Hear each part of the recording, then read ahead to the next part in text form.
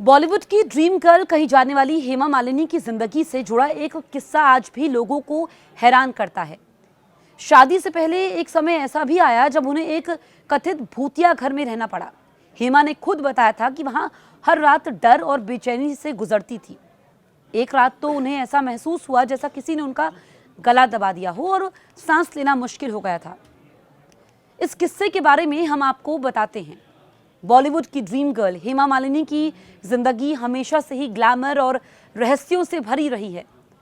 धर्मेंद्र से 1980 में शादी करने से पहले हेमा ने मुंबई में घर तलाशने के समय एक भूतिया बंगले में रुकने का डरावना एक्सपीरियंस शेयर किया। एक्ट्रेस ने खुद बताया कि हर रात उन्हें ऐसा लगता था जैसे कोई उनका गला घोटने की कोशिश कर रहा हो और सांस लेना मुश्किल हो जाता था। ये किस्सा रामकमल मुखर्जी की किताब Hema Malini beyond the dream girl में है, जो हेमा की जिंदगी के अनछुए पहलुओं को उजागर करता है। ये वाकया तब का है जब हेमा मालिनी ने राज कपूर के साथ अपनी हिंदी फिल्म सपनों का सौदागर में काम शुरू किया था। बॉलीवुड की ड्रीम गर्ल हेमा मालिनी और दिग्गज एक्टर धर्मेंद्र की प्रेम कहानी और शादी के बारे में तो बहुत कुछ कहा सुना जाता है, लेकिन उनकी शादी से पहले का एक डरावना किस्सा शायद ही किसी को पता हो। हेमा मालिनी ने खुद एक किताब में खुलासा किया कि धर्मेंद्र से शादी से पहले जब वो मुंबई में अकेले रह रही थी तो एक ऐसे बंगले में कुछ दिन बिताए थे जहां हर रात उन्हें ऐसा महसूस होता था मानो उनका कोई गला घोट रहा हो। दरअसल हेमा मालिनी ने राज कपूर के साथ अपनी हिंदी फिल्म सपनों का सौदागर में काम शुरू किया था। उस दौरान वो पहले एक छोटे से बांद्रा स्थित अपार्टमेंट में रही, जिसका इस्तेमाल ज़्यादातर costume designer Bhanu Athaiya fittings के लिए करती थी। और आपको बताएं कि बाद में वो एक बंगले में शिफ्ट हो गई, लेकिन वहाँ का अनुभव उनके लिए डरावना, परेशान करने वाला रहा।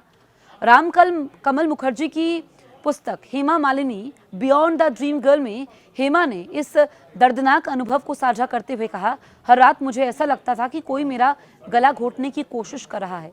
मुझे सांस लेने में तकलीफ होती थी। मैं अपनी मम्मा के साथ सोती थी, उन्होंने भी देखा कि मैं कितनी बेचैन रहती थी। अगर ऐसा एक या दो बार हुआ होता तो हमने नज़रअंदाज कर दिया होता, लेकिन ऐसा हर रात होता था।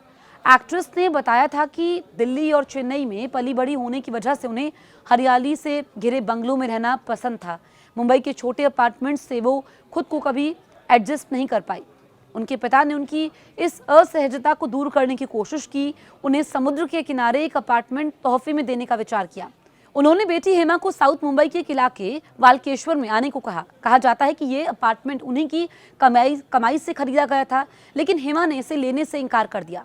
किताब के मुताबिक हेमा को शूटिंग के समय उनके पिता का फोन आया। उन्होंने यहाँ पर साउथ मुंबई आने को कहा। ब्रेक के समय वो वहाँ पहुंची तो देखा कि पिता ने उनके लिए एक नया घर खरीद लिया था।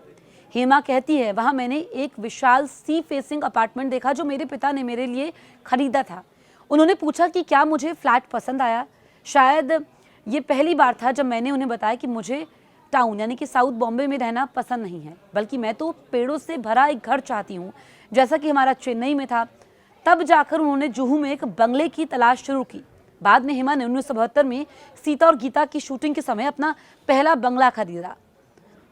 तब तक वो और धर्मेंद्र अक्सर एक साथ काम करने लगे थे और उन्होंने भी धर्मेंद्र की तरह जुहू को ही अपना घर चुना। उन्होंने कहा कि ये एक गुजराती परिवार का 5 साल पुराना बंगला था। हमने बाद में घर में अतिरिक्त कमरे बनवाए।